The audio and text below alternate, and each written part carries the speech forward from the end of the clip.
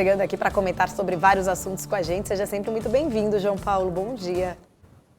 Bom dia, muito obrigado aí pela oportunidade de poder participar com você aí, Paulo, Isabela, com todo mundo que está assistindo a gente. Muito obrigado.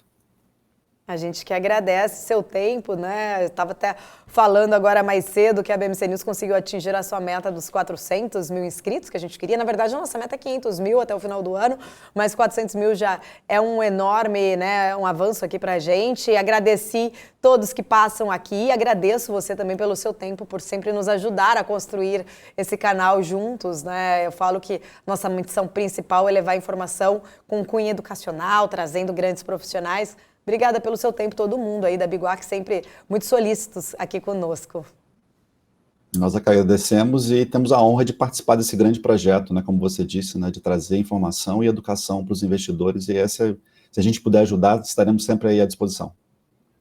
Obrigada, João. A gente sabe que na filosofia aí da Biguá, vocês gostam muito de investir em empresas que já passaram por desafios, né? Tornam cada vez mais resilientes, que foi o caso da Profarma, por exemplo. Como que ela saiu aí, né, melhor nos seus resultados, com margem de contribuição, venda das lojas? Queria entender um pouquinho mais, né, fatores que vocês enxergaram, que você poderia destacar aqui pra gente em relação aí da Profarma em relação aos seus pais.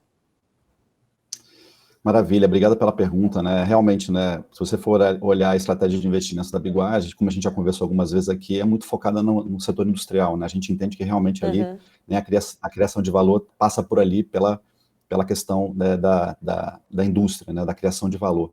E optamos também, né, por uma diversificação, inclusive da própria carteira, de investir no setor de varejo, né? A gente sabe que o setor de varejo tem suas dificuldades, né, tem seus desafios exatamente pela margens restritas, mas a gente entendeu, né, que dentro do setor de varejo, né, existia um subsetor que realmente era atrativo exatamente pelos seus drivers de crescimento, que era o setor de varejo farmacêutico.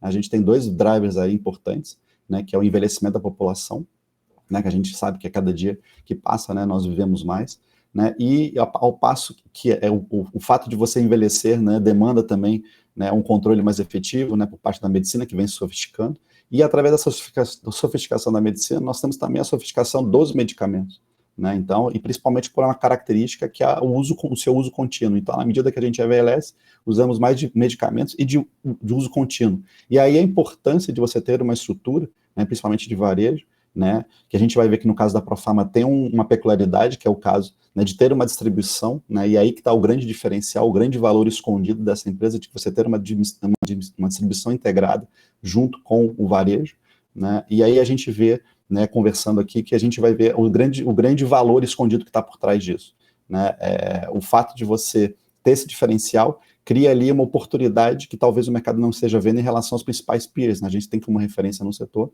a Raia Drogasil, né? Ali a gente sabe que, né, temos ali uma excelência em execução, uma excelência na forma como é colocada, como são construídas e formatadas as lojas, né? E a Profarma, sabendo disso também, né, olha para o líder e procura caminhar atrás do líder de alguma forma para chegar mais próximo, né, e com essa vantagem da questão da distribuição integrada, que a gente pode aqui explicar melhor na medida que a gente vai conversando aqui, Paulo. Claro, inclusive, né, eu estava até olhando aqui, que eu não lembrava aqui exatamente do último resultado da Profarma, até queria que você comentasse a expectativa que vocês estão tendo, né, exatamente para divulgação aí do próximo trimestre, que deve ser divulgado em breve, mas eu queria entender um pouquinho, né, exatamente o que ainda, né, seria aí um ponto importante para o investidor que não está posicionado ou que, né, gostaria de olhar mais até para esse setor, principalmente aí, já que a gente está falando de Profarma, exatamente, teve um lucro bem expressivo ali que eu estava olhando, né, acho que foi 66 milhões no segundo tri deste ano, mas o que ele pode ficar atento, né, exatamente a quais são esses pontos que vocês acabam analisando aí, que o investidor também deveria ficar muito atento quando tem, né, essas temporadas de balanços aí, a gente sabe que são muitos números, e o que realmente seria aí o principal para o investidor avaliar? É o mais importante, né? Eu acho que a análise do trimestre é muito importante, né? Mas lembrando sempre que a análise do trimestre é uma foto, né? E a gente tem que olhar o filme, né? O que a gente vê do filme é de uma empresa, né? Uma distribuidora com mais de 60 anos de história, né? Que tem 10 anos também na execução do seu modelo de varejo, né? Que é uma novidade, né? Que exatamente veio para melhorar a performance da distribuição, que sempre foi um reloginho, sempre foi lucrativo, e durante apenas 4 anos da história da Profarma, houve esse prejuízo exatamente para incorporar, né, esse varejo, né, integrado à distribuição.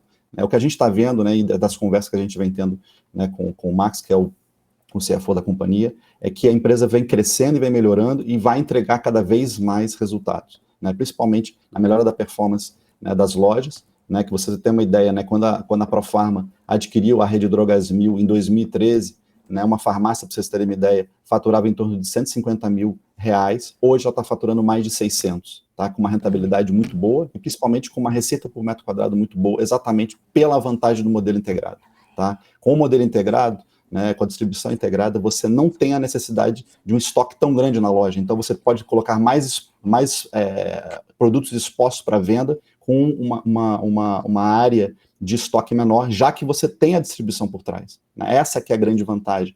E a Profarma, sendo a segunda maior distribuidora do Brasil, só tem ela e mais uma, né, ela tem a possibilidade de atender cada vez mais, né, áreas, né, e clientes, né, e posicionar essas novas unidades, essas novas lojas da rede D1000, né, que é a rede de varejo da Profarma, né, para exatamente ganhar escala e melhorar cada vez mais, né, a operação, tanto da distribuição quanto do varejo. Você tem uma dupla vantagem no processo, né, uma melhor operação, né, já que você tem um cliente crescendo e demandando cada vez mais, que é a própria D1000, né, e ao mesmo tempo uma gestão, né, de estoque, melhorando a capacidade de capital de giro. Você tem um giro de estoques, né, muito mais rápido, né, na rede D1000, que é da Profarma, né, lembrando sempre, né, na ordem de 15 dias, ao passo que nas outras redes você tem aí mais de 50 dias, né, para você girar. Isso é a rentabilidade dos negócios. Então, na medida que essa rede cresça, né, que essas lojas ganhem cada vez mais volume de venda, a gente acredita que esses números cada vez virão melhores, e a expectativa em relação ao terceiro tri, né, como já foi aventado, é que essa tendência continuará. Né? Então, né, como a gente disse, né, melhor do que ver a foto é ver o filme. E o filme que a gente está vendo é cada vez melhor, né, cada vez com uma performance cada vez melhor, Paulo. Então, como a MWM pode gerar valor estratégico para a Tupi, né, além da tese que sabemos ali que aumenta a sua exposição à descarbonização da economia e ao segmento de reposição, além de integrar o seu portfólio no segmento de motores, o que pode então destravar de valor para os acionistas com essa integração?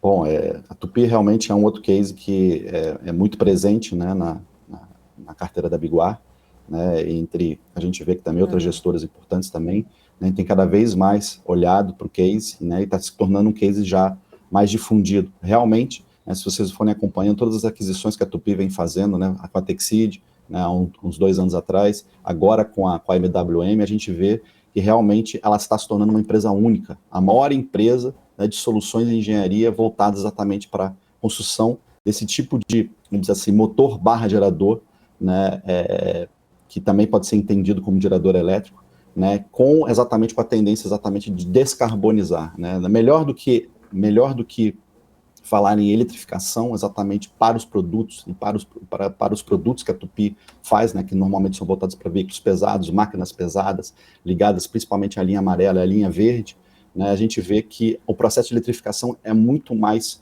custoso e tem desafios técnicos muito maiores, né, do que os veículos leves. Então, a gente vê que a Tupi vem trabalhando efetivamente, né, para diminuir, né, através das suas soluções de engenharia, né, o processo, né, de emissões, né, ou seja, você através de uma engenharia associada à utilização de combustíveis mais limpos, né, você tem um processo de descarbonização utilizando, inclusive, o motor a combustão.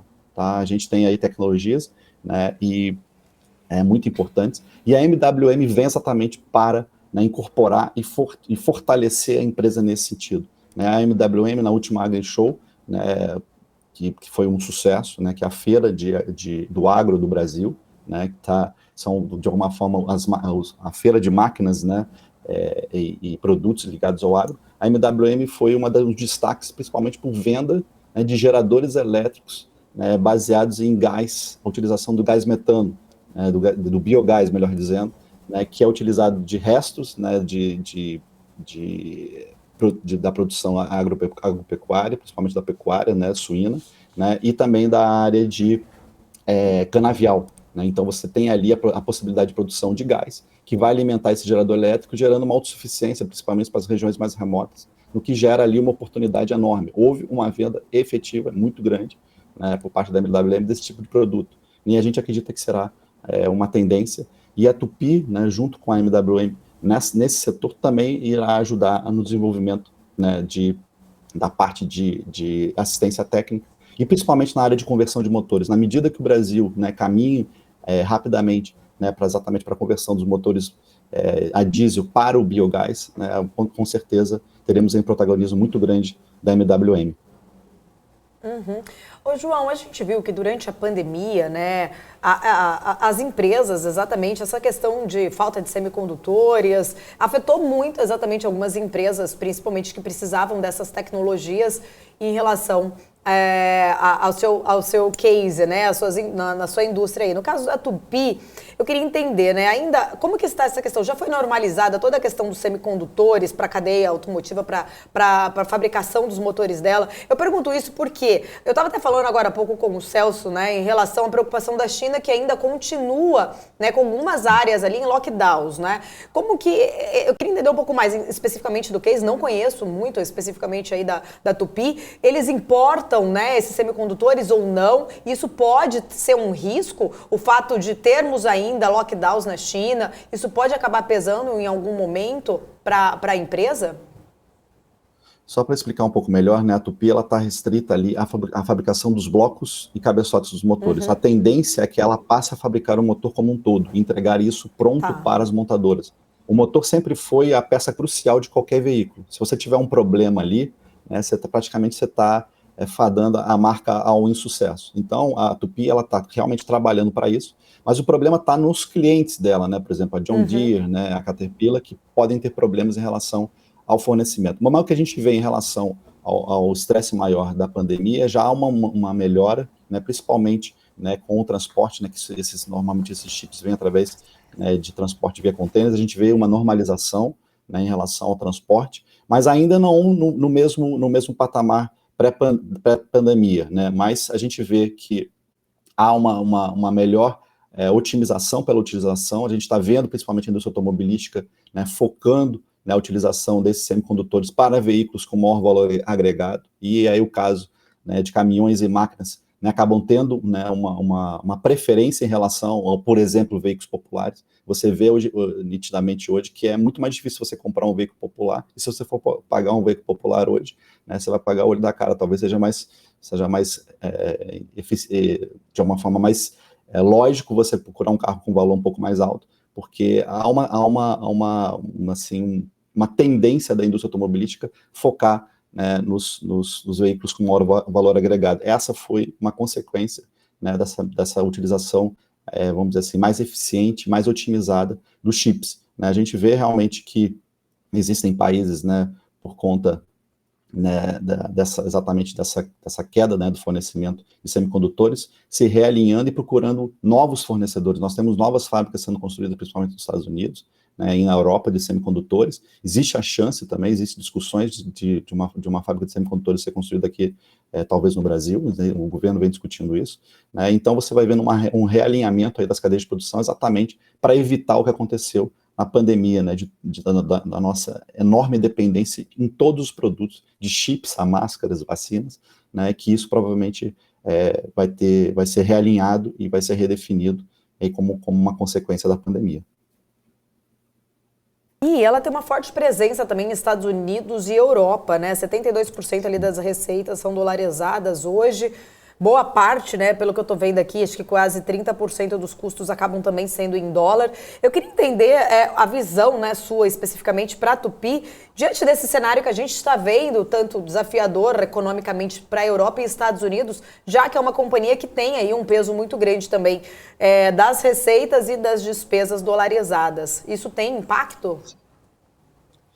Acaba tendo sim, se você imaginar que o mundo vai entrar em recessão e que a Tupy, de alguma forma, fornece para empresas que estão diretamente ligadas ao crescimento do PIB, né? Mas A gente na Biguá tem por característica buscar empresas que têm receitas em dólares, para a gente é importante, exatamente pelos desafios e pela complexidade que a gente vive no nosso país, né, principalmente agora, no momento aí mais delicado em relação à política, né, mas em relação à Tupi, nós vemos ali a importância, né, dos principais vetores, né, dos principais setores que eles estão atendendo, que são os setores mais demandados hoje, que é o setor agrícola, né, a gente vê aí o Brasil, os Estados Unidos, né, como grandes celeiros, né, do mundo, né, e a necessidade, né, de colher essa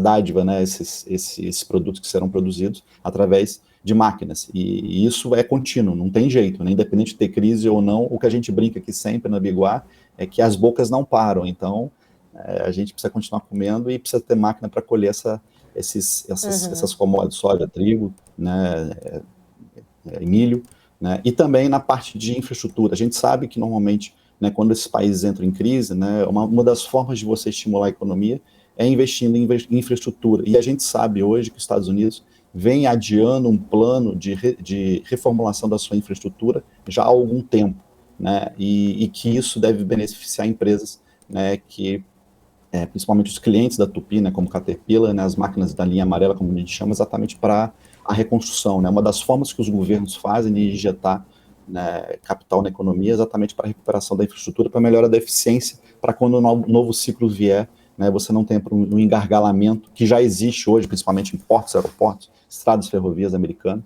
né, que se não for feito nada, né, em comparação a hoje com uma China que está totalmente atualizada, ele pode se perder o bonde da história e realmente não é isso que a gente vê, principalmente pela postura aí do governo americano, que é exatamente equilibrar as forças com a China, né, e exatamente o investimento em infraestrutura é fundamental.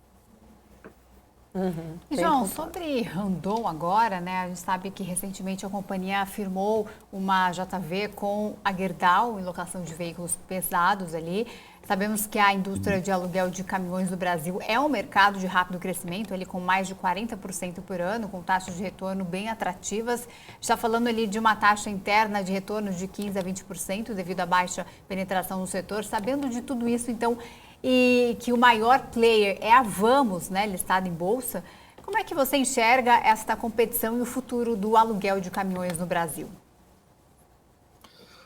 Nós, só para fazer aqui um adendo, né, isso tudo, a gente tem tanto a Gerdau quanto a Randon como empresa da nossa carteira, e a gente acredita muito nas duas, né, e aí foi com muita felicidade que a gente recebeu, né, essa joint venture que mostra, né, a união das duas inteligências, né, de uma empresa como a Gerdau que está se renovando, que tem um produto, vamos dizer assim, uma commodity, mas está voltando, né, toda a sua orientação e a sua estratégia exatamente para a melhora da eficiência, para a questão, né, do que a gente está chamando agora do aço verde, né, e dentre as diversificações que foram colocadas foi a criação de uma empresa de logística chamada G2L, que é exatamente para atender, né, os seus clientes, né, que ficavam sempre com um problema ali, quando compravam ali os vergalhões, os produtos da Gerdau, sempre tinha ali um problema da entrega. Então, ela resolveu criar isso e hoje é uma empresa que já fatura R$1,5 bilhão, né? E essa será a principal cliente dessa joint venture, né? Então, a gente vê que é um mercado que está de aluguéis, principalmente de bens de capital, que vai desde caminhões, né? Você vê a Vamos também indo para máquinas agrícolas, máquinas da linha amarela. Isso também tem impacto, né, na medida que esse mercado se desenvolve, a empresas como a Tupi, né, e a gente vê com muito bons olhos essa parceria, né, e que essa parceria já tem como objetivo ser um grande competidor da Vamos, né, parece uma coisa assim, caraca, começa assim, vocês já vão entrar e se tornar uns grandes competidores, porque na realidade o mercado brasileiro ainda é muito pulverizado e tem muito a ser explorado quando você é comparado com os mercados mais maduros, então realmente existe uma grande oportunidade e a gente entende que tanto a tecnologia, né, da Gerdau como a tecnologia da Randon, né, que parece meio difusa, né, como assim, né, uma empresa de carrocerias, né, uma empresa que tem de implementos, como é que você vê tecnologia, né, a Randon tem uma tecnologia muito interessante, principalmente do seu processo produtivo, né, hoje ela consegue produzir muito mais rápido e com muito menos gente, de forma muito mais eficiente, e todo o investimento, né, no desenvolvimento dos compósitos, ou seja, dos materiais que serão utilizados, né, para, né, vamos dizer assim, esses implementos. Vocês imaginem, né, que qualquer novo material que possa reduzir o peso do implemento, pelo menos em 10%, vai gerar a possibilidade de levar mais 10% em carga. Então, você melhora a rentabilidade, né, utilizando, né, o mesmo implemento, com a mesma estrutura, né, a mesma rigidez, né, e a utilização também de tecnologias como eixo elétrico, né, que possibilita, né, a redução do consumo de combustível, né. Então, você vê ali inteligências se unindo através dessa joint venture, e a gente acredita que isso terá muito sucesso, isso vai gerar ganhos para as duas empresas. Na verdade, aí pensando um pouco mais na comparação, né? Agora, igual a Isa falou, o maior player, a gente sabe que hoje é a Vamos, né, que está listada aí. Você acha que essa competição aí, como que você vê exatamente essa competição? Isso pode, né, esse passo importante que a Randon deu com essa joint venture com a Gerdau, isso, você vê aí possibilidades de um crescimento até melhor para né, um upside aí no preço do ativo especificamente? Ou você acha que talvez ainda eles vão ter desafios com, né, essa competição com a Vamos ainda por um médio prazo?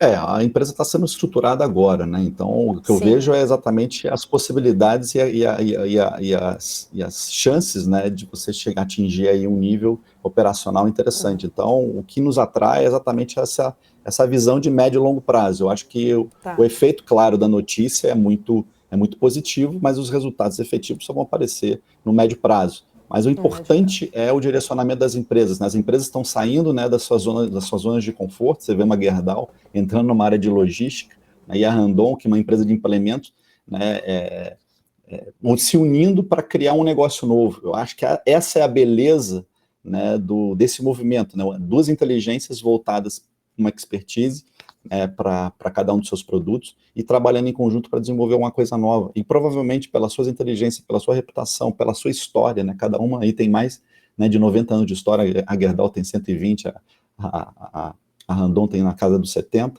Você vê aí que essas experiências se unindo podem aí gerar realmente bastante frutos. Sem desmerecer, obviamente, né, a Vamos, né, que largou primeiro, está na vanguarda, mas provavelmente vai ter uma concorrência aí bastante interessante por parte dessa nova empresa.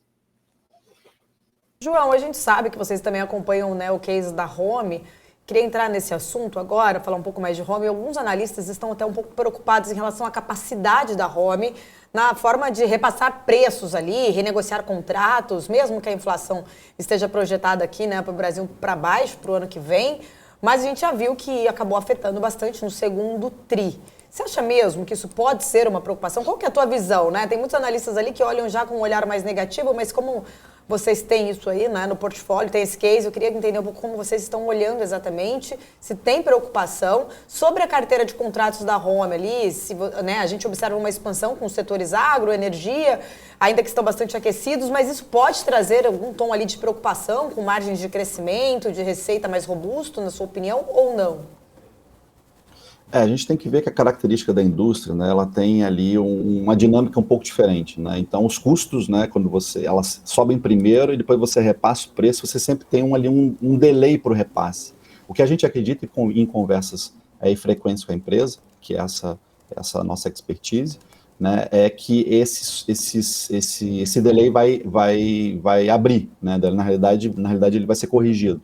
Então, a gente acredita que temos uma expectativa de terceiro tri bastante forte em comparação ao tri do ano passado, né? A gente participou junto aí com o nosso querido Saravalli, né, da FEIMEC, né, em junho, e a gente viu, né, a temperatura da feira que estava elevadíssima, né? Então, e lembrando que o principal stand, né, dessa feira era da Home, e a empolgação ali de uma empresa que é low profile era evidente, né? Tinham até que conter um pouco ali, né, os ânimos de tão forte que foi o movimento. E um dos reflexos desse movimento vão aparecer agora no terceiro tri, né? Então, a nossa expectativa, principalmente aí pelos resultados do tri, principalmente do fechamento do ano, né, é que haja realmente, como você disse, né, um repasse de preço, a retomada das margens aos níveis históricos, né, e a sequência, né, de um bom momento, né? A gente tem aí revisões constantes de PIB, né, mas o indicador macroeconômico mais importante que precisa ser verificado quando a gente analisa a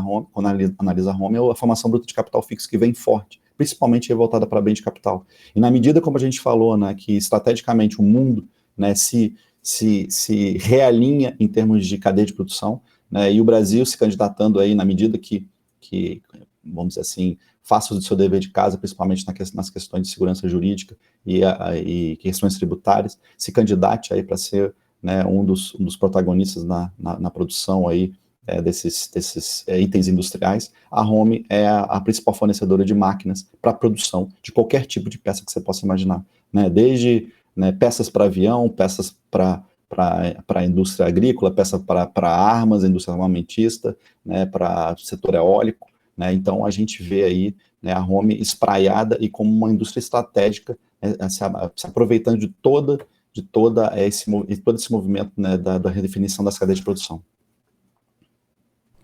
João, eu queria que você falasse para a gente quais são outros cases que vocês estão vendo com bons olhos, ainda mais agora, né, nessa deflação, né, nesse crescimento econômico, com os dados positivos aqui do Brasil. Quais são os cases que vocês estão olhando?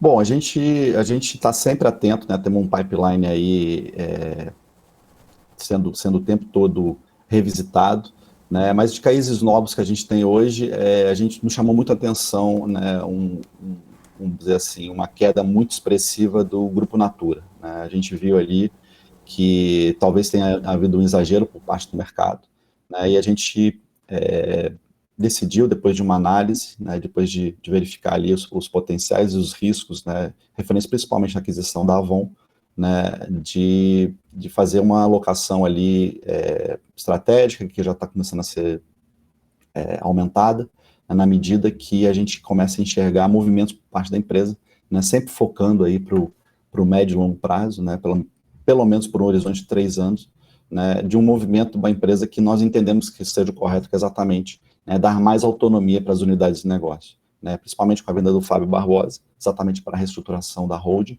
né, para deixar a holding mais leve e dando autonomia mais para as unidades, né, aproveitando um pouco da sinergia, né, daquilo que é comum a todas as unidades, né, e a empresa, de alguma forma, trabalha de forma única, né, para aquilo que é único, né, para aquilo que é comum, melhor dizendo, e que aquilo que é único, cada gestor tem a sua autonomia exatamente para desenvolver seus mercados, né, e seus públicos. Então, a gente entende aí que, apesar da volatilidade, apesar do momento mais difícil, né, a gente entende que a Natura pode aí começar a iniciar o seu processo de turnaround, que é o que a gente normalmente busca, né, quando a gente fala na busca por assimetrias, tá?